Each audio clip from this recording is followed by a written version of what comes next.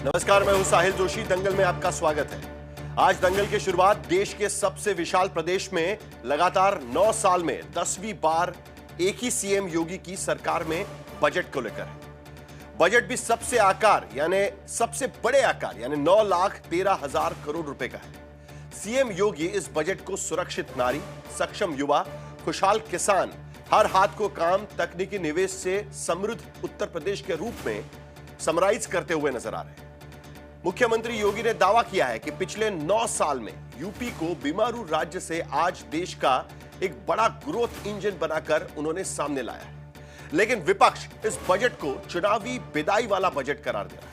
अखिलेश यादव ने दावा किया है कि बजट में बड़े और कागजी ऐलान करने वाली सरकार पिछले साल के बजट का मुश्किल से आधा पैसा भी खर्च नहीं कर पाई। विपक्ष का आरोप है कि बजट में पीडीए, किसान, मजदूर सबकी अनदेखी कर दी गई है। नौकरी रोजगार का ख्याल नहीं रखा गया, कोई मुफ्त योजना नहीं रखी गई है और चुनाव में ध्रुवीकरण के नजरिए से धार्मिक पर्यटन के नाम पर सैकड़ों करोड़ रुपए का आवंटन भी किया गया है। लेकिन सीएम योगी के दावे और ही है। योगी ने कहा है कि 2017 के मुकाबले राज्य की जीडीपी से लेकर बजट के साइज तक सभी 3 गुना बढ़ा है। आम लोगों को औसत जो आय है उनकी वो भी दुगनी हो गई है और बेरोजगारी दर 7 गुना कम हुआ है। तो क्या यूपी में 2027 में होने वाले चुनाव से पहले के इस पूर्ण बजट में क्या क्या चुनावी बाजीगरी की गई है, इस पर ही हम दंगल में चर्चा करेंगे, क्योंकि अगले साल चुनाव से पहले यह आखिरी पूरा बजट होगा। लेकिन पहले यह रिपोर्ट देख लेते हैं। सितारा बन के आसमां में वही चमकते हैं, डुबो देते हैं जो अपने आप को पसीने में।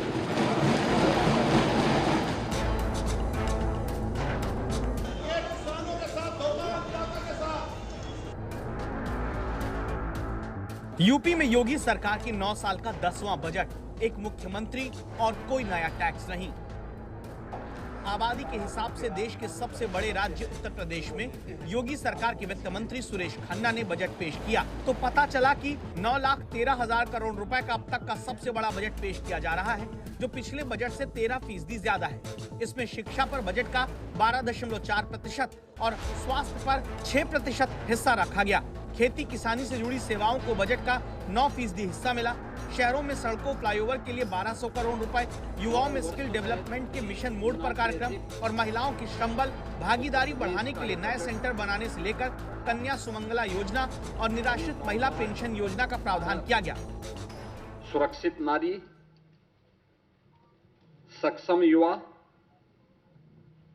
खुशहाल किसान और रात को काम, तकनीकी निवेश से समृद्ध होता उत्तर प्रदेश के लिए समर्पित यह बजट 9 वर्ष के नवनिर्माण की एक नई गाथा को देशवासियों के सामने प्रस्तुत करता है। सीएम योगी ने दावा किया कि 2017 के बाद से उत्तर प्रदेश बीमारू राज्य की छवि से निकलकर ग्रोथ इंजन बन चुका है, क्योंकि अखिलेश राज में जब यूपी की अर्थव्यवस्था का आकार 13.30 लाख करोड़ रुपए था, जो योगी राज में 2.7 गुना बढ़कर 36 लाख करोड़ को पार कर गया। इतना ही नहीं, यूपी के बजट का आकार पिछले 9 साल में 3.47 लाख करोड़ से 2.6 गुना बढ़कर 9.13 लाख करोड़ रुपए हो गया है। यूपी में प्रति व्यक्ति आय 9 साल पहले 54,564 थी, जो दोगुनी बढ़त के साथ अब 1,09,844 हो चुका है। इसके अलावा अखिलेश राज में बेरोजगारी दर 17.5% थी, जिसे योगी सरकार अब 2.24% होने का दावा करती है। साथ ही यूपी में 2017 में जीएसडीपी और कर्ज का अनुपात 29.3% था, जो 2026 में 23.1% तक आ चुका है। 50% भी सरकार खर्च नहीं कर पा रही है। आकार बड़ा है लेकिन खर्च क्यों नहीं कर पा रही है? अलग अलग विभाग में अलग अलग खर्चा है। कृषि में केवल 57% खर्च कर पाए हैं, ग्राम विकास में 36% खर्च कर पाए हैं, पशुधन में लगभग 60%, स्वास्थ्य में 60%, 58%, महिला कल्याण में 53%, और जो सबसे महत्वपूर्ण विभाग है बेसिक शिक्षा, प्राथमिक शिक्षा 62%। तो ये तो सरकार का खुद ही फेलियर है, गवर्नेंस का फेलियर है। विपक्ष का आरोप है कि यूपी सरकार के पिछले बजट में दिए गए आवंटन में लोक निर्माण विभाग केवल 40% फंड खर्च कर सका, कृषि विभाग में लगभग 41% राशि ही खर्च हुई, बाल विकास विभाग में करीब 44% बजट खर्च हो सका। इस तरह कुल औसत खर्च 49% के आसपास ही था। दरअसल योगी राज के बजट को समाजवादी पार्टी विदाई बजट करार दे रही है और पुराने वायदे पूरे करने के बजाय सिर्फ घोषणाएं करने का आरोप लगाती है। यूपी में 50 लाख करोड़ रुपए से अधिक का निवेश के प्रस्ताव आएंगे। यूपी का मृत प्राय सा हो गया एमएसएमई सेक्टर, फिर से ग्रोथ करके 3 करोड़ से अधिक नौजवानों के लिए नौकरी और रोजगार की संभावनाओं को विकसित करेगा। आज ये यूपी में संभव हो रहा है। जिनको ये दावा करते हैं हम राशन देते हैं, कम से कम राशन जिनको दे रहे हैं उनकी पर कैपिटा इनकम क्या है? और मैं ये दावा कर सकता हूं इस सरकार के लोग कभी नहीं बताएंगे। आज भी अपने एमओयू याद कर रहे हैं कि 50 लाख करोड़ के एमओयू साइन हुए थे। अगर 50 लाख करोड़ के एमओयू साइन हुए तो जमीन पे कितना पहुंचा? विपक्ष ने बजट को किसान विरोधी करार देते हुए यूपी में गन्ना किसानों को उचित मूल्य नहीं मिलने और धान गेहूं की खरीद को लेकर भी आरोप लगाए, जबकि सरकारी आंकड़े कहते हैं कि उत्तर प्रदेश में 2300 रुपए क्विंटल की एमएसपी पर 2025-26 में जनवरी तक 56.89 लाख टन धान खरीदकर 9,710 करोड़ रुपए का भुगतान किया जा चुका है, जबकि 25-26 में 2,425 रुपए क्विंटल की एमएसपी पर 2,512 करोड़ रुपए की गेहूं खरीद की जा चुकी है। सरकार का दावा है 9 साल में 45 लाख गन्ना किसानों को 3.04 लाख करोड़ रुपए का भुगतान किया जा चुका है। हालांकि पिछले 9 साल में यूपी की जीएसडीपी में कृषि क्षेत्र का योगदान 24% से सिर्फ 1% ही अधिक बढ़ सका है। तो एक तरफ योगी आदित्यनाथ इसे 9 वर्ष की गाथा कह रहे हैं, जिस एक तरीके से उनका कहना है कि 9 वर्ष का नवनिर्माण गाथा वो उसे करार दे रहे हैं, तो दूसरी तरफ समाजवादी पार्टी अखिलेश यादव इसे विदाई का बजट करार दे रही है। तो आखिरकार इस बजट पे क्या है? क्या अगले साल के चुनाव का रास्ता इस बजट से खुल पाएगा? इन तमाम मुद्दों पर हम चर्चा करेंगे। हमारे साथ में राजेश चौधरी भारतीय जनता पार्टी के विधायक हैं और उत्तर प्रदेश भारतीय जनता पार्टी के प्रवक्ता इस चर्चा में शामिल हो रहे हैं। सुनील राजपूत कांग्रेस की तरफ से इस बजट पर अपनी भूमिका रखेंगे। अमीक जमई समाजवादी पार्टी से इस चर्चा में शामिल होंगे। अनुपम मिश्रा ये प्रवक्ता है राष्ट्रीय लोकदल के, वो भी चर्चा में शामिल होंगे। और शांतनु गुप्ता पॉलिटिकल एनालिस्ट भी अपनी भूमिका इस बजट को लेकर रखेंगे। 3 सवाल इस बजट को लेकर मैं इस पैनल के सामने रखना चाहता हूं। पहला सवाल, क्या योगी सरकार में 2027 से पहले 9 लाख करोड़ का चुनावी बजट पेश किया है? क्योंकि कोई बड़ी घोषणा इसमें नजर नहीं आती। आमतौर पर चुनाव से पहले जो चुनावी राज्य है उसमें हमने देखा कि बड़ी बड़ी योजनाएं, खास करके महिलाओं को लेकर बड़ी योजनाओं की घोषणा की गई थी, लेकिन इस बजट में ये दिखाई नहीं दिया। लेकिन क्या उसके बावजूद ये चुनावी बजट हम मान सकते हैं? 2 लाख करोड़ का कैपिटल एक्सपेंडिचर के लिए पैसा रखा गया, यह भी इस बजट की बड़ी बात है। दूसरा सवाल, क्या पिछले बजट की 50% राशि खर्च नहीं कर पाने का विपक्ष का आरोप सही है? और तीसरा सवाल, क्या धर्म स्थलों के विकास के लिए सैकड़ों करोड़ रुपए देकर ध्रुवीकरण का आरोप जो सियासी लगाया जा रहा है विपक्ष के तरफ से, क्या यह सियासी आरोप है या सही आरोप है?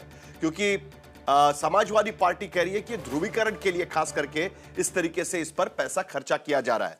तो शुरुआत इसी बात से मैं करना चाहूंगा, किस तरीके से हम इसे कह सकते हैं? भारतीय जनता पार्टी कह रही है कि 9 साल लगातार पहली बार किसी पार्टी को मौका मिला है, राजेश चौधरी जी, की बजट पेश कर सके, लगातार बजट पेश करने का मौका मिला है। किस तरीके से आप कह सकते हैं कि यह नवनिर्माण का बजट है? कुछ मुख्य बिंदु बताइए, उसके बाद समाजवादी पार्टी के पास भी मैं चलूंगा। ओपनिंग स्टेटमेंट आपका इस पर चाहिए। देखिए, सबसे बड़ी बात तो इस बजट की यह है कि उत्तर प्रदेश की जनता पर किसी प्रकार का कोई टैक्स नहीं लगाया है, कोई बर्डन नहीं डाला गया है और उत्तर प्रदेश विकास कर रहा है। उत्तर प्रदेश की आय बढ़ रही है, हर विभाग की आय बढ़ रही है बिना जनता पर किसी प्रकार का दबाव डाले। 9,13,000 करोड़ का बजट होना अपने आप में एक ऐतिहासिक है ये। और पिछली बार की यदि हम तुलना में बात करें तो 13% अधिक है। आपके ये आंकड़े ये सब दिखा रहे थे। आज उत्तर प्रदेश को एक मॉडल के रूप में पूरी दुनिया के अंदर स्थापित करने का काम योगी जी की सरकार कर रही है। और पर्यटन को बढ़ावा देने के लिए मथुरा वृंदावन का विकास हो रहा है, अयोध्या का विकास हो रहा है, काशी का विकास हो रहा है, विंध्यवासिनी मंदिर का विकास हो रहा है, नैमिषारण्य का विकास हो रहा है। उत्तर प्रदेश एक सांस्कृतिक धरोहर वाली भूमि है। उत्तर प्रदेश में राम ने जन्म लिया है, भगवान राम ने जन्म लिया है, भगवान कृष्ण ने जन्म लिया है, ये भूमि है। तो हम अपने जो सांस्कृतिक धरोहर हैं उनका हम विकास कर देंगे तो बहुत बड़ी मात्रा में लोग यहाँ पर्यटक आएंगे और तीर्थयात्री यहाँ आएंगे और उत्तर प्रदेश के विकास में अपनी भूमिका निभाएंगे। आपने देखा होगा महाकुंभ लगा, कम से कम 70 करोड़ के लगभग लोग आए और किस तरह से बूम किया उस क्षेत्र में, किस तरह से टैक्स बढ़ा, चाहे वो केंद्र सरकार का था या राज्य सरकार का था, वहाँ के लोगों की आर्थिक स्थिति मजबूत हुई। तो हम अपने पर्यटन को इस तरह से डेवलप कर दें पर्यटक स्थलों को कि लोग यहाँ आकर्षित हों, भगवान राम की भूमि में आए, भगवान कृष्ण के आए, नैमिषारण्य में आए, विंध्यवासिनी देवी के दर्शन करने आए, काशी में आए। तो इससे उत्तर प्रदेश को बहुत बड़ी मजबूती के साथ आगे बढ़ने का एक मौका मिलेगा और उस दिशा में उत्तर प्रदेश तेजी के साथ दौड़ रहा है।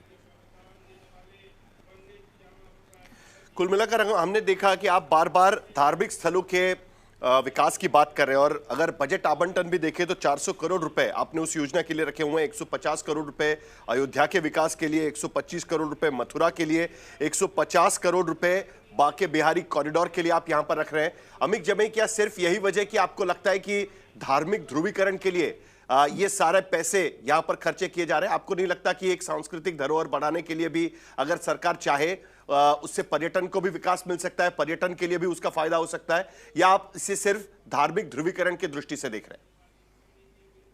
देखिए साहिल भाई, आज हमारे आदरणीय मुख्यमंत्री जी ने ऐलान किया है कि वो 9 लाख करोड़ का जो बजट है, प्रोजेक्टेड जो बजट है, वो उन्होंने लागू करने की बात कही है। लेकिन हम अगर पिछले साल की बात करें तो आप किसानों की हालत देखिए, ग्राम विकास देखिए, स्वास्थ्य देखिए, महिला कल्याण देखिए और प्राथमिक शिक्षा देखिए। सवाल ये है कि 50% तकरीबन इन सभी मिनिस्ट्रीज़ के जो बजट हैं वो लैप्स हैं। लैप्स क्यों हैं? क्योंकि जो कार्यपालिका है, हमारे आदरणीय मुख्यमंत्री जी ने समाजवादी पार्टी के विधायक की तो बात छोड़ दी है, उन्होंने भारतीय जनता पार्टी के विधायकों को भी वो बता के रखा हुआ है ये सारे जो विधायक हैं ये चोर हैं। इसलिए इस सारे मिनिस्ट्रीज के जो बजट्स हैं, विधायकों के रिकमेंडेशन पर ये सारे बजट्स जमीन तक नहीं जा रहे, जिसकी वजह यह है कि सभी मंत्रालयों के बजट ये लैप्स हैं। जब आप महिलाओं की बात करते हैं, उत्तर प्रदेश में 50% महिलाएं एनेमिक हैं साहिल भाई। तो सवाल ये कि जो सरकार का प्रोजेक्टेड जो बजट, आपने कहा कि 50 लाख करोड़ का इन्वेस्टमेंट आ गया, हमारे नेता आदरणीय अखिलेश यादव जी ने बजट के एक एक मिनिस्ट्री वाइज और जो ऐलान किए गए कि इन्वेस्टमेंट पे हमारे पास जो बजट आए, अगर आप जमीन पे जाएं तो जो इंफ्रास्ट्रक्चर, चाहे वो हेल्थ में हो, चाहे वो एमएसएमई में हो, चाहे वो डेवलपमेंट में हो, आदरणीय अखिलेश यादव जी का हाथ का बनाया हुआ जो कुछ था वो वहीं के वहीं रुका हुआ है। जब आप उत्तर प्रदेश की बात करते हैं तो हम ये कहते हैं सबसे ज्यादा नौकरियां हमारी एमएसएमई में मिलती हैं। अब आप एमएसएमई में जो हमारी संख्या है, 96 लाख एमएसएमई हमारे उत्तर प्रदेश में है, जिसमें 82 लाख तो आज तक रजिस्टर्ड नहीं हो पाई इन 17 और 26 के बीच में। तो सवाल ये कि जो मदद है वो मदद नहीं हुई। हमारे मुख्यमंत्री जी भदोई गए और भदोई जाने के बाद उन्होंने ऐलान किया कि 1 डिस्ट्रिक्ट 1 प्रोजेक्ट के जरिए जो कारपेट इंडस्ट्री हमारी डाइंग हो रही, जो मर रही है, उसको सरकार पुनर्जीवन देने का काम करेगी। लेकिन आप जानते हैं कि जो मुख्यमंत्री योगी आदित्यनाथ जी ने जो रिकमेंडेशन मिनिस्ट्री ऑफ टेक्सटाइल को दिया, दिल्ली के लोगों ने और पीयूष गोयल ने उसको रिकमेंडेशन को मना कर दिया। आज हमारा एमएसएमई भदोई का हो, आगरा का हो, कानपुर का हो, ये मर रहा है साहिल भाई, ये मर रहा है। और ये जो बजट्स हैं अपने आप में सब सामने है, इसमें कोई समाजवादी पार्टी का इल्जाम नहीं है। मुख्यमंत्री योगी आदित्यनाथ जी कृषि के क्षेत्र में, ग्राम विकास में, स्वास्थ्य में, महिला कल्याण में, प्राथमिक शिक्षा में टोटली फेल्योर है ये भारतीय जनता पार्टी की सरकार। और अधिकारी ये समझते हैं कि जो एमएलए पर एक बार फिर आना चाहूंगा, वो चोर है। नहीं अमित जमई, मैं इस मुद्दे पर दोबारा आना चाहूंगा कि जब आप ये आरोप लगा रहे हैं कि किसी धार्मिक स्थल का उसके लिए कुछ आवंटन करना या उसके डेवलपमेंट के लिए पैसा खर्चा करना, ये धार्मिक ध्रुवीकरण के नजर से भी समाजवादी पार्टी देख रही है, उसका भी कारण मैं जानना चाहूंगा। लेकिन एक बार फिर राजेश चौधरी जी, 2 आरोप आप पर लगाए जाते हैं, जो रियलिटी और जो बजट का आवंटन, ये दोनों चीजों में कहीं ना कहीं फर्क नजर आता है। इसको लेकर मेन आरोप आप पर लगाया जा रहा है। उसमें खास करके आपने कहा, अब जैसे कृषि पर आपने 9% बजट का हिस्सा आप कृषि पर खर्च कर रहे हैं, उस पर मैं अलग से आऊंगा, लेकिन उसके बावजूद पिछले बजट के मुकाबले अगर हम देखें, आप कह रहे हैं कि फिस्कल डेफिसिट आपने कम कर दिया है, लेकिन पिछले बजट के हिसाब से अगर हम देखें 57% खर्च सिर्फ कृषि का आवंटन पिछले बार जो हुआ था उसके मुकाबले, ग्राम विकास में आवंटन सिर्फ 36% खर्च कर पाए हैं, पशुधन में सिर्फ 60% खर्च हो पाया है, स्वास्थ्य में 58%, महिला में 58%, महिला और बाल कल्याण जो विभाग होता है, और प्राथमिक शिक्षा में सिर्फ 62%। आज की स्थिति में उत्तर प्रदेश में 70% से ज्यादा कोई भी विभाग खर्च भी नहीं कर पा रहा है। यह भी कहीं ना कहीं सरकार के काम करने के तरीके पर सवाल खड़े कर सकता है राजेश चौधरी जी, और इसीलिए समाजवादी पार्टी कहती है कि विधायकों के रिकमेंडेशन पर खर्च नहीं हो पा रहा है, मुख्यमंत्री आपको ट्रस्ट नहीं करते, यह भी कहा जा रहा है कहीं ना। देखिए सबसे पहले तो मुझे इस बात पर घोर आपत्ति है कि आप किसी व्यक्ति को चोर कहेंगे। जनता का चुना हुआ जनप्रतिनिधि, समाजवादी पार्टी उसको चोर बता रही है। इनके विधायक भी चोर है ना, वो भी चोर है क्या? उत्तर प्रदेश के विधायकों आपको बताने गए थे क्या? आपको बताने गए थे क्या? आपके मुख्यमंत्री, ये देखो, ये गुंडागर्दी की भाषा है, ये अराजकता की भाषा है, ये बेईमान और भ्रष्टाचार की भाषा है। ये समाजवादी पार्टी के शासन में होता था। सुनिए, समाजवादी पार्टी के शासन में होता था जी, आपका भी किडनैपिंग समाजवादी पार्टी के शासन में ये सब होता था। सुनिए, मैं बीच में नहीं बोला ना, आप सुनिए भाई गौर से। यदि आप बीच में नहीं, यदि आप अपहरण की, किडनैपिंग की ही बात कर रहे हैं तो मैं बताना चाहूंगा, मैं यदि आप किडनैपिंग की ही बात कर रहे हैं तो बताऊंगा, समाजवादी पार्टी के शासन में जितने किडनैप होते थे उससे 62% कम होते हैं अब 17 के बाद। बलबे 70% कम होते हैं, हत्या 47% कम होती है, लूट 85% कम होती है, डकैती 89% कम होती है। तो ये तो लुटेरों की सरकार थी, ये सब लुटेरों की सरकार थी। अब बोलिए मत ना भाई, सुन लो, सुनिए, धैर्य रखिए।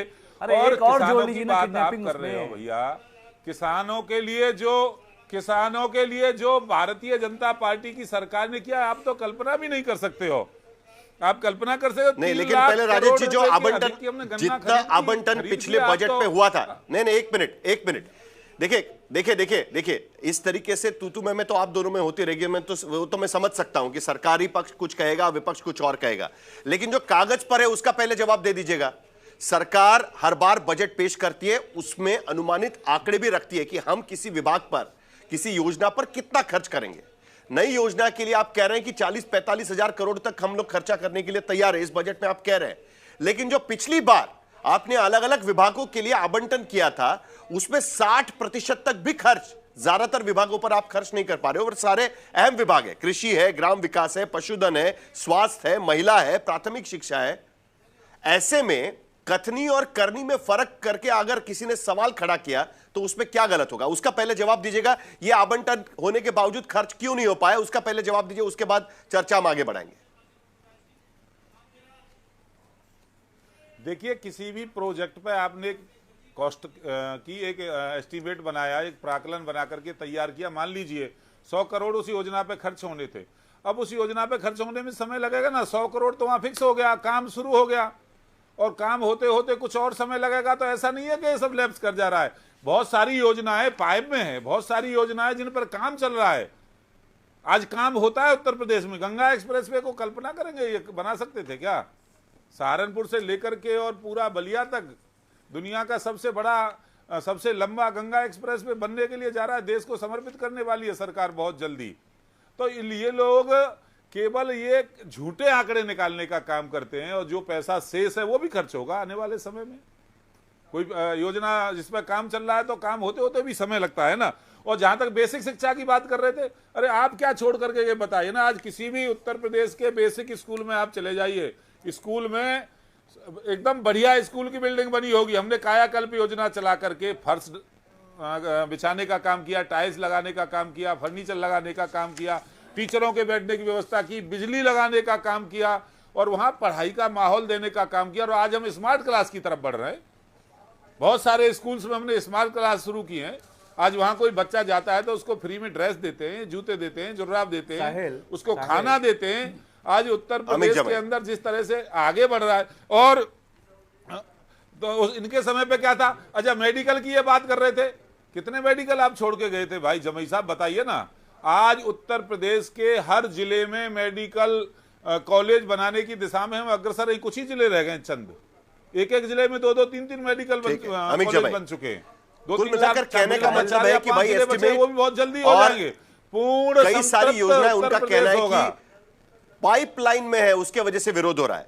लेकिन सबसे पहले तो मुझे आपसे इस बात, जो मैंने सवाल इससे पहले भी पूछा था कि खास करके काशी, मथुरा, अयोध्या या बाकी सांस्कृतिक धरोहरों पर जो खर्चा हो रहा है या बाकी उसके विकास के लिए जो खर्चा जो आवंटन किया गया है, क्या आपत्ति क्या है समाजवादी पार्टी को उस पूरे चीज को लेकर? इस पे ध्रुवीकरण की बुक क्यों आ रही है आपको?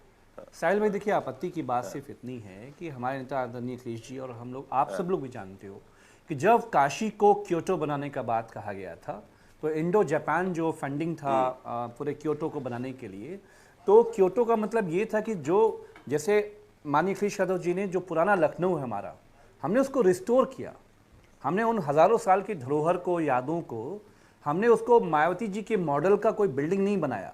लेकिन पता नहीं आदरणीय योगी आदित्यनाथ जी को मायावती जी से, उनकी पार्टी के प्रोग्राम से कितना प्रेम है कि पूरा जो काशी हमारी हजारों साल की धरोहर है, उस धरोहर में जब काशी कॉरिडोर का प्रोजेक्ट बना तो माननीय अखिलेश यादव जी की शुरुआती जो फंडिंग है, जो प्लानिंग है वहाँ का, वो समाजवादी सरकार का है। लेकिन आपने वो सारी गलियाँ, वो 150 हमारी मंदिरें आपने ढहाने का काम किया।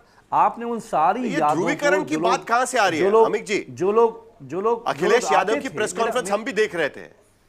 नहीं, हम ध्रुवीकरण की बात कहां से आ रही है? हमारा ये कहना है कि आपने काशी के साथ क्या किया? काशी के साथ आपने मायावती जी का मॉडल, वो आपने नए नए संगमरमर के पत्थर लगा के आपने वहां की दाल मंडी में, वहां पे लोगों के साथ क्या किया आपने? और ठीक है, आपने बजट एलोकेशंस किए हैं, लेकिन सवाल ये है कि हमारे 80% जो सनातन है उत्तर प्रदेश का, जो हिंदू है, जो मेजॉरिटी है, चलिए आपको मुसलमानों से कोई मतलब नहीं है, लेकिन शिक्षा का बजट आपका 50% आपका लैप्स है, आपका स्वास्थ्य का बजट लैप्स है। क्यों लैप्स है? आप देखिए, आप घुमा रहे हैं। मैं आपको स्पेसिफिक पूछ रहा हूं, आप ही के पार्टी के तरफ से ध्रुवीकरण का आरोप लगाया गया है। अमित जमई, आप मुझे जरा क्लैरिफिकेशन दे दीजिए, या तो पार्टी ने लगाया हुआ आरोप गलत है, ये कह दीजिएगा। मैं आपसे, आपको ध्रुवीकरण की बुक क्यों आ रही है? साहिल जी, आरोप बिल्कुल ठीक है। सवाल ये है कि शिक्षा, स्वास्थ्य, एजुकेशन और एमएसएमई क्यों आरोप है? मैं वही पूछ रहा हूं, जरा इलैबोरेट करिए ना उस पर। तो उस पर सरकार का, नहीं अमित जी, आप इलैबोरेट करिए ना, क्यों आरोप क्यों है? लेकिन क्या कारण है कि आपको यह लगता है? सिर्फ एक, सुनिए ना, सिर्फ मेजोरिटेरियन, ऑथोरिटेरियन, एक ऐसे एक सिर्फ रिलीजन की पर्टिकुलर जो मोन्यूमेंट्स हैं, उसमें आप पैसा खर्च करके आप ये दिखाना चाहते हो कि आप हिंदुत्व के सबसे बड़े झंडे बरदार हो। आप सबसे झंडा बरदार, यही तो आप दिखाना चाहते हैं। इसी की बात माननीय अखिलेश यादव जी ने समाज, कुल मिलाकर आपका कहना है कि जो मुस्लिम धरोहर है, जो मुस्लिम समुदाय से जुड़ी हुई सांस्कृतिक धरोहर है, उस पर कोई खर्चा नहीं हो रहा है, यही कहने की कोशिश कर रहे हैं ना? नहीं, हमारे यूपी का मिनिस्ट्री ऑफ टूरिज्म के जो भी मॉन्यूमेंट्स हैं, उसको देख रेख से उत्तर प्रदेश की सरकार को कोई मतलब नहीं है। आप बजट दीजिए, लेकिन आप जानते हैं कि क्योटो जो बन रहा है काशी में, ये सारे जितने बड़े बड़े ठेकेदार हैं, मुख्यमंत्री के कार्यालय के जरिए गोरखपुर इसका कमीशन जा रहा है। राजेश चौधरी इसका जवाब देंगे, लेकिन सुरेंद्र राजपूत, क्या आप भी इस बात से इत्तेफाक रखते हैं कि जो मेजोरिटेरियन सांस्कृतिक धरोहर है, मेजोरिटी समाज की, उसी को तवज्जो दी जा रही है? समाजवादी पार्टी बार बार इस बात को कहने की कोशिश कर रही है। और क्या आपको भी लगता है यह विदाई बजट है, या जो कहा गया है? साहिल भाई, वो बड़ा पुराना शेर था ना कि झूठ बोला है तो उस पर कायम भी रहो जफर, आदमी को साहिबे किरदार होना चाहिए। ये लोग साहिबे किरदार होते ही नहीं है। साहिल भाई कह रहे हैं 9 लाख करोड़ का बजट। पिछले 8 सालों में, 9 सालों में इन्होंने बजट का आउटले कभी 3 लाख, फिर 4 लाख, फिर 7 लाख, फिर 9 लाख, लेकिन पिछले सारे के सारे बजटों में एक चीज समान है कि इन्होंने ऑन एंड एवरेज 30%, 27 से लेकर 30% बजट कम खर्च किया। एक साल में नहीं, पूरे 9 के 9 साल में। अब अगर ये 9 लाख का बजट है तो सीधे सीधे 6 लाख करोड़ का हो गया ना आपके सामने। आप इस चीज को देखिए, ये जो आंकड़ों की बाजीगरी ये लोग कर रहे हैं, ये अपने आप में अक्षम्य अपराध की तरह कितना झूठ बोलेंगे। आप एक चीज देखिए, बेसिक शिक्षा में कह रहे हैं 62% खर्च कर दिया, मान लिया 62%। अब 62% में बेसिक शिक्षा में ये बता दो कि भैया तनख्वाह कितनी है, तो उस 62% का 90% तनख्वाह का है। यानी इन्होंने विकास के लिए कोई काम नहीं किया। अभी बड़ी बड़ी बातें, राजेश भाई हमारे दोस्त हैं, अब तो नहीं रहे, क्या नाम, एमएलए हो गए, अब पता नहीं माने ना माने, लेकिन ये नहीं मानेंगे कि भाई बेसिक स्कूल 5000 बंद कर रहे हैं ये लोग। जो लोग 5000 बेसिक स्कूल बंद कर रहे हो, यानी 5000 शिक्षक खत्म कर रहे हो, 5000 स्कूल कम कर रहे हो, 50,000 बच्चे आप खत्म कर रहे हो। लेकिन सुरेंद्र राजपूत जी, 2 लाख करोड़ का कैपिटल एक्सपेंडिचर का दावा है, 2 लाख करोड़ का, पूरे देश के लिए 12 लाख करोड़ कैपिटल एक्सपेंडिचर। अच्छा, उत्तर प्रदेश के लिए 2 लाख करोड़ का दावा रखा है। अब बात कहने को तो इन्होंने 40 लाख करोड़ का एमओयू भी तो साइन कर लिया था ना। भाई बोलना है, झूठ बोलना है, कुछ भी बोलते रहो। आप हमें बताओ ना कि इन्होंने 50,000 करोड़ है, उसको और बढ़ाइए 10 लाख करोड़। आप हमको बताओ ना कि आप हमें एक चीज खाली बता दो, जिस उत्तर प्रदेश में 5000 स्कूल बंद हो रहे हो, जिस उत्तर प्रदेश में मुख्यमंत्री स्वयं 17 दिसंबर को एक वो मीटिंग लेते हो। मैं आपको एक और रहस्य का उद्घाटन करता हूं साहिल भाई, सारे डिपार्टमेंट्स की मुख्यमंत्री जी ने दिसंबर में मीटिंग ली और सारे डिपार्टमेंटों को फटकारा। कहीं 27% खर्च था, कहीं 30% खर्च था, कहीं 15% खर्च था। वो आज की डेट में ऑन एन एवरेज 50% हो गया। यानी 9 महीने में तो 15% बजट खर्च हुआ था और आखिरी के 3 महीनों में इन्होंने 40% और बजट खर्च कर लिया। यानी बंदरबाट, लूट, डकैती, छिनैती, सारी की सारी बंदर बाट बैठ करके, क्या पंचम स्तर पे हुई है या सचिवालय में हुई है या शासन में हुई है या प्रशासन में हुई है, ये जरा बता दें। जहां आप ये भी कह रहे हो ना बाल विकास में 44%, दिसंबर में कह रहे थे 15% खर्च हुआ है, बाकी 30% अचानक से 3 महीने में, यानी 9 महीने में 14%, 15% और 3 महीने में 40% बजट। तो ये जो बातें, ये जो बंदर बाट कर रहे हैं, इस बंदर बाट के खिलाफ भी आपको बात करनी पड़ेगी। सारा का सारा भ्रामक है। अभी कह रहे थे कि पर कैपिटल इनकम, अरे देश में राजेश चौधरी जी पर कैपिटल इनकम क्या नाम, हिंदुस्तान के एवरेज से 24 राज्य नीचे है उत्तर प्रदेश। नेशनल पर कैपिटल इनकम 2,11,000 है और हमारी पर कैपिटल इनकम 1,09,000 है उत्तर प्रदेश की। और दुनिया का तो आप माशाअल्लाह छोड़ ही दीजिए, दुनिया में तो आप 200वें नंबर पर होंगे। आप समझ लीजिए इस बात को। है क्या कि आप, और जरा जल्दी से सुरेंद्र राजपूत जी, राजेश चौधरी जवाब देंगे, उससे पहले जरा इस पर भी जवाब दे दीजिएगा, जो समाजवादी पार्टी का आरोप है ध्रुवीकरण का, उस पर भी जवाब दीजिए। दोनों के साथ में जवाब ले लेंगे। अब उसका भी जवाब ले लीजिए। जिस सनातन धर्म के नाम पर 400 करोड़ रुपए देने की बात कर रहे हैं आदरणीय योगी आदित्यनाथ जी, उसी सनातन धर्म के सबसे परम पूज्य गुरु जो साक्षात शंकर के अवतार हैं, उनको पालकी को क्या नाम, गंगा नहीं नहाने दिया गया। उनके बटुकों को, छोटे छोटे बच्चे हैं, ब्राह्मणों के बच्चे हैं, इतनी लंबी लंबी उनकी शिखाएं थी, उनको निकाल निकाल करके जूतों से मारा गया। उनकी शिखाओं जिसमें साक्षात देवी का वास होता है, उन शिखाओं को नोच नोच करके जूतों से और बूटों से मारा भारतीय जनता पार्टी ने। और वो भारतीय जनता पार्टी सनातन धर्म का विकास करेगी? आप इस चीज को सोच सकते हैं? वहां पर भी ये लोग बंदर बाट करेंगे। चंदा चोर हैं ये लोग राम मंदिर के नाम पर चंदा चुराते हैं, बटुकों को मारते हैं, एक बार फिर वही आरोप कि धर्म का विकास करेंगे। ब्राह्मणों को नोटिस 50 लाख करोड़ के एमओयू, ये लोग वो नहीं करते। 50 लाख के एमओयू हस्ताक्षर हुए हैं उस पर। डेवोस में भी आपका दल गया था, 30 लाख करोड़ के एमओयू किए गए। जमीन पर कितना उतरेगा, सवाल यहीं पर आकर रुक जाता है। देखिए, मैं दोनों की बात का जवाब दूंगा। मुझे लगता है हमारे दोनों प्रवक्ता मित्र धैर्यपूर्वक सुनेंगे। समाजवादी पार्टी के हमारे प्रवक्ता जी दाल मंडी की बात कर रहे थे। दाल मंडी में मंदिर जाने के लिए रास्ते का चौड़ीकरण हो रहा है। सरकारी भूमि पर जो कब्जा था उसको हटाया जा रहा है और जिनकी जमीन ली जा रही थी उनको मुआवजा दिया जा रहा है। पूरे काशी के अंदर ये सब काम हुआ, कभी समाजवादी पार्टी नहीं बोली। चूंकि दाल मंडी में अल्पसंख्यक लोग ज्यादा रहते हैं, मुस्लिम आबादी ज्यादा है, तो तुरंत समाजवादी पार्टी के पेट में दर्द हो जाता है। हमको कह रहे हैं हम हिंदुओं के झंडा बरदार हैं। अरे आप तो मुसलमानों के घोषित रूप से झंडा बरदार हो भाई। आप तो वो लोग हो जो कार सेवकों पर बर्बरतापूर्वक गोलियां बरसाते हो, सरयू का पानी खून से लाल करने वाले लोग हो आप।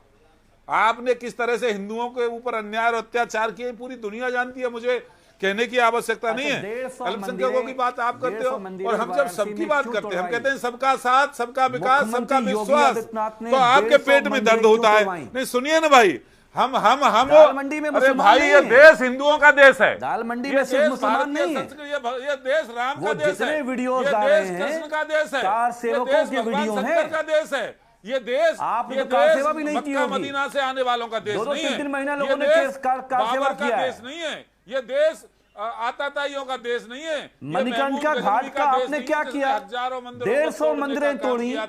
ये देश राम अरे का छोड़िए, देश है, ये देश कृष्ण का अरे देश चौधरी है। साहब नोटिस और मिल भगवान जाएगा, राम और कृष्ण से जुड़ी हुई जितने चौधरी इस साहब तरह का नोटिस विकास मिल करना जाएगा हमारी मुख्यमंत्री प्राथमिकता दफ्तर है। से, सीना ठोक करके कहते हैं इस मुख्यमंत्री बात को। कार्यालय में आपको सुना जा रहा होगा, नोटिस मिल जाएगा आपको भी, जहां नोटिस हमारी मिल जाएगा। जो सांस्कृतिक धरोहरें हैं, उन धरोहरों का विकास करना मेरी सरकार की जिम्मेदारी है।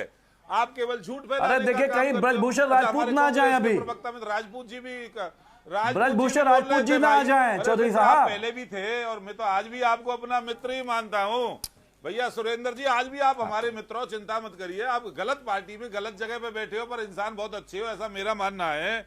आप काहे को झूठ फैला रहे हो कि 5000 स्कूल बंद हो रहे हैं? एक भी स्कूल बंद नहीं हुआ है, और रिकॉर्ड इस बात को कह रहा हूं, उत्तर प्रदेश के अंदर एक भी स्कूल बंद नहीं हुआ है।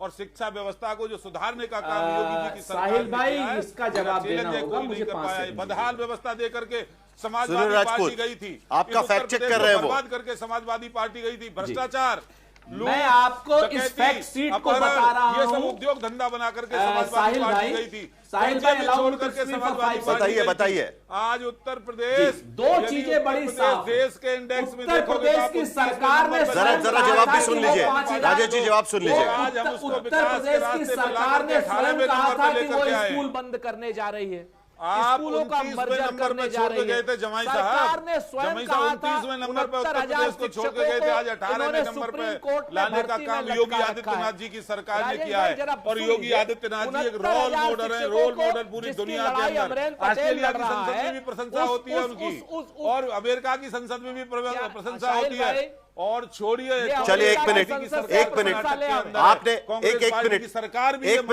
मिनट, जरा शांत हो जाइए, जरा शांत हो जाइए। अभी चर्चा करते समय राजेश जी, मैंने आपको सुना, चर्चा करते समय आपने कहा मक्का मदीना से आने वाले लोगों का उत्तर प्रदेश नहीं है, लेकिन ऐसी कई धरोहरें वहां पर होगी ना। समाजवादी पार्टी यही तो कह रही है कि भाई लोग तो वहां पर बाकी सारी चीजें भी देखने जाते हैं, फतेहपुर सिकरी भी देखने जाते हैं, आगरा भी देखने जाते हैं, कई सारी चीजें देखने जाते भाई हैं। मेरी बात इन्होंने रखने नहीं दी, आपने रखने नहीं दी, राजेश बोलते रहे बीच में। मैं आता हूं, आपके पास आता हूं, जरा एक मिनट राजेश जी, जरा क्लैरिफिकेशन दीजिए उस पर। ना ताजमहल पे कोई रोक लगाई गई, और लखनऊ के अंदर बहुत सारी ऐसी चीजें हैं जो अल्पसंख्यक समुदाय के जो शासक रहे थे उन्होंने बनाई, किसी को गिराया गया है क्या? अरे आज देखिए ना, बाबर के नाम पर सुनील राजपूत, जल्दी से आपका जवाब, उसके बाद शांतनु जी के पास जाना है मुझे। बावन तो लुटेरा था, डकैत था। बाबर तो डकैत था नहीं था, लुटेरा था, आक्रांता था। उस आक्रांता को महिमा मंडल करने का काम ये समाजवादी पार्टी के लोग करते हैं, क्योंकि इनको मुसलमानों के वोट चाहिए, केवल वोट की राजनीति करने का ये काम करते हैं। ठीक है सुनील राजपूत, दो चीजें बड़ी स्पष्ट हैं। पहली बात, जिस उत्तर प्रदेश में 15 करोड़ लोगों को 5 किलो राशन पर आश्रित रहना पड़ रहा हो, उस प्रदेश की सरकार के लिए शर्म से डूब मरने वाली बात है कि वो 9 लाख करोड़ के बजट की बात कर रही है, विकास की बात कर रही है। नंबर एक। नंबर दो, राजेश चौधरी जरा सुनने का धैर्य रखिए, इस प्रोग्राम को खराब मत कीजिए। सुन लीजिए, उसके बाद शांतनु जी भी बात करेंगे। दूसरी बात मैं आपको बताता हूं, सुन लीजिए, 5,000 समझ में नहीं आएगा, ये बोलने नहीं देगा, ये मूल रूप से क्या नाम परेशान है राजेश चौधरी जी, चूंकि आज की डेट में जाटों की भी ऐसी तैसी भाजपा कर रही है, तो भाजपा में जाट नेता भी नहीं रह गए, तो इनकी भी परेशानी हम समझ सकते हैं। जिस प्रदेश में 15 करोड़ लोग 5 किलो राशन पर हों, जिस उत्तर प्रदेश के बेसिक स्कूलों को 5,000 स्कूलों को बंद किया जा रहा हो, जिस प्रदेश में 69,000 शिक्षकों को भर्ती ना दी जा रही हो, जिस प्रदेश में बीएड और टीईटी के जो 2011 के बच्चे हैं उनको नौकरी ना मिले, इसके लिए सरकार सुप्रीम कोर्ट में संवैधानिक बेंच तक पर जा रही हो, ऐसी सरकार को तो चुल्लू भर पानी में डूब मरना चाहिए। और जो सरकार ठीक है, शांतनु गुप्ता, चलिए शांतनु गुप्ता, लाठियां चलाती, कुल मिलाकर योगी आदित्यनाथ प्रेस कॉन्फ्रेंस में यह दावा कर रहे हैं कि लगातार 9वां बजट 10वां बजट पेश किया गया है उनके सरकार के तरफ से। सालों बाद उत्तर प्रदेश में किसी सरकार को मौका मिला है कि एक लाइन खींच सके 9 साल में लगातार सरकार चलाने की, और उसके साथ साथ 10वां बजट एक पूरा प्लान वो कर सकते हैं विकास के लिए क्या करना है उसके लिए, क्योंकि पॉलिसी कंटिन्यूटी नाम की भी एक चीज होती है। ऐसे में आज में उत्तर प्रदेश की स्थिति और 10 साल पहले की उत्तर प्रदेश की स्थिति, क्या आप समझ सकते हैं कि इसमें कुछ बदलाव आया है? साहिल भाई, अपनी बात करने से पहले मैं आज पंडित दीनदयाल उपाध्याय जी की पुण्यतिथि है, उस पर सभी दर्शकों सबको साधुवाद करना चाहूंगा, आपकी बात कहना चाहूंगा। और जो उनकी चिंतन था एकात्म आत्मवाद का और आखिरी व्यक्ति से जुड़े होने का, वही मुझे बजट में दिखता है। और आपने बिल्कुल ठीक कहा, बड़े बड़े कद्दावर नेता हुए उत्तर प्रदेश में, एनडी तिवारी जैसे नेता हुए, मुलायम सिंह जी जैसे मायावती, लेकिन कोई भी इतना लंबा नहीं टिक पाया। योगी जी हर दिन अपना रिकॉर्ड तोड़ रहे हैं। वो करीब 8 साल 350 दिन की सरकार हो चुकी है, 9 साल हो चुके हैं, और 10वां बजट प्रस्तुत कराए। और जो जीएसडीपी जब हम कहते हैं, स्टेट की जीएसडीपी जो करीब 12 लाख करोड़ होती थी, वो 30 लाख करोड़ हो चुकी है। बजट हमने देखा ही है कैसे वो 3.5 लाख करोड़ से 9 लाख करोड़ हो चुका है। मैंने बहुत देर से बात सुनी कि यूटिलाइजेशन कम है, मेरे ख्याल से पता नहीं कहां से आंकड़े ला रहे हैं।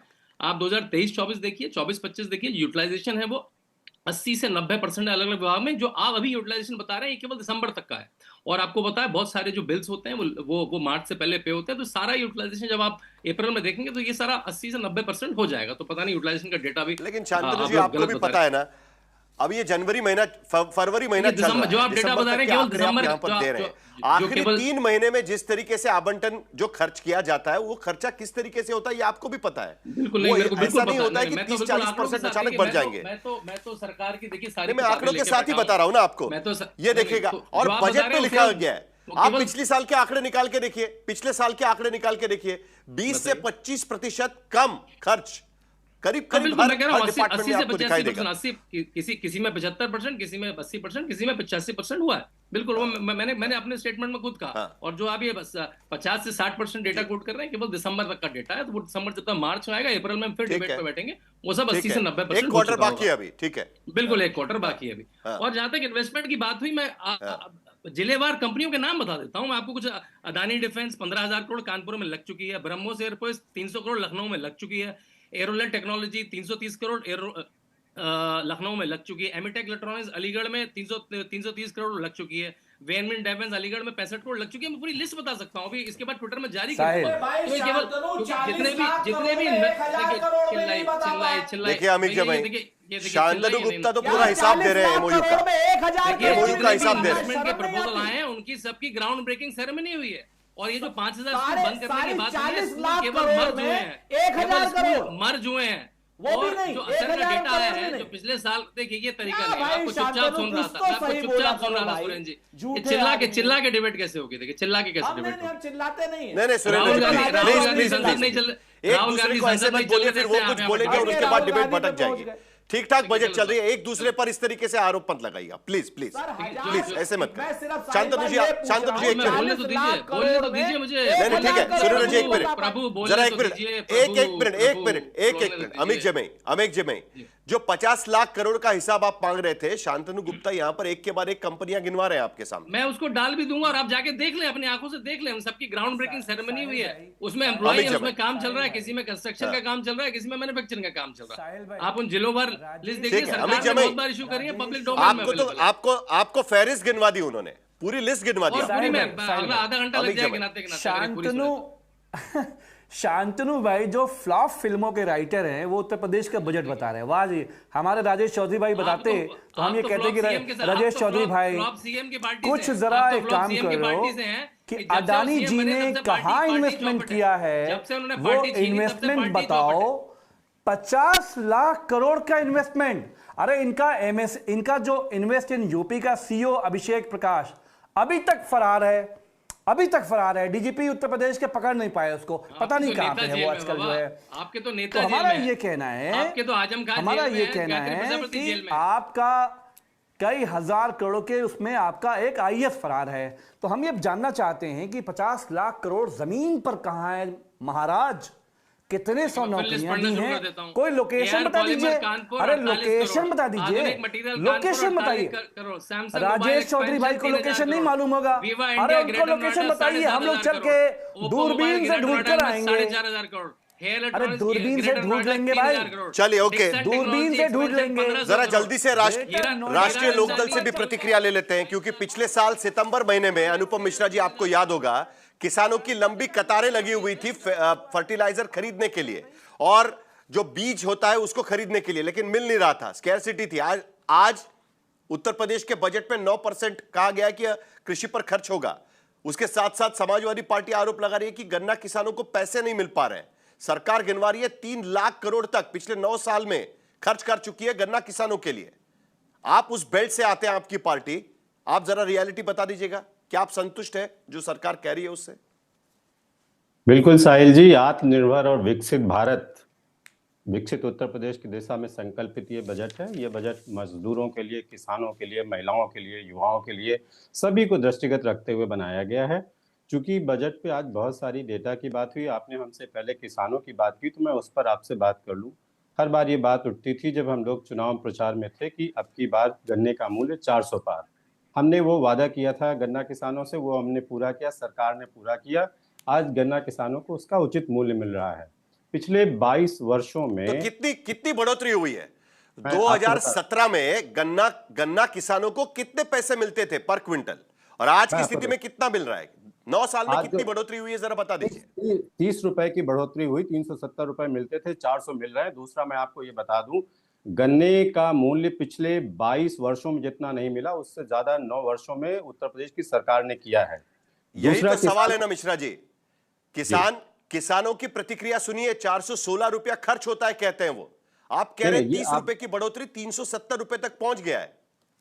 साहिल जी, ये एक डिबेट दूसरा होगा। यदि आप कृषि पे किसी दिन करेंगे तो मैं उस पर भी आपसे बात कर सकता हूं कि 1 बीघे में कितना पानी लगता है, कितनी खाद लगती है और कितना श्रम लगता है। फिर हम लोग अपने टॉपिक से डिविएट कर जाएंगे। अभी बजट पे बात हो रही, तो मैं चूंकि एक बात बहुत बार बार उठ के आई, तो मैं उस पर आपका ध्यान आकर्षित कर रहा हूँ। मैं फैक्ट्स एंड फिगर्स के साथ बैठता हूँ, कोई हवा में लफ्फेबाजी करने के लिए नहीं बैठा हूँ।